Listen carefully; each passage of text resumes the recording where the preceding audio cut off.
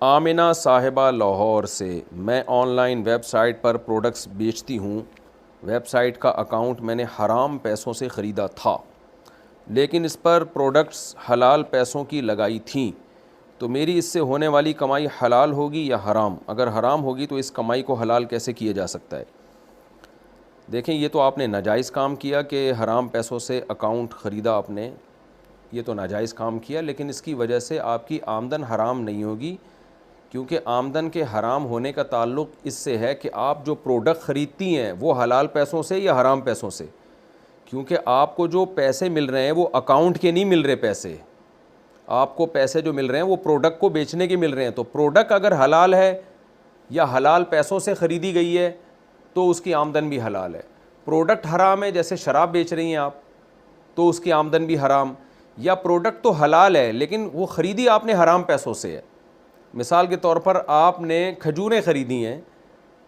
ہے وہ حلال چیز لیکن حرام پیسوں سے خریدی ہیں، تو اس کھجور کی آمدن حرام ہے آپ کے لیے۔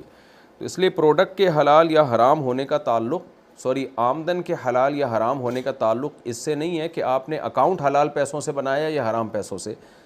آمدن کے حلال یا حرام ہونے کا تعلق اس سے ہے کہ آپ جو چیز بیچ رہی ہیں وہ آپ نے حلال پیسوں سے خریدی یا حرام پیسوں سے۔ اس کی مثال ہے، جیسے آپ نے کوئی دکان پہ قبضہ کیا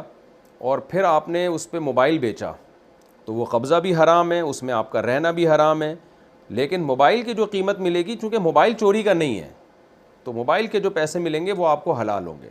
ہاں، موبائل ہی چوری کا ہو پھر اپنی دکان میں بھی بیٹھ کے بیچیں گے تو وہ حرام ہو جائے گا، تو اس لیے آپ کی آمدن حلال ہے۔ البتہ جو آپ نے اکاؤنٹ میں حرام پیسوں سے خریدا تھا تو اس گناہ سے توبہ کا طریقہ یہ ہے کہ توبہ استغفار بھی کریں،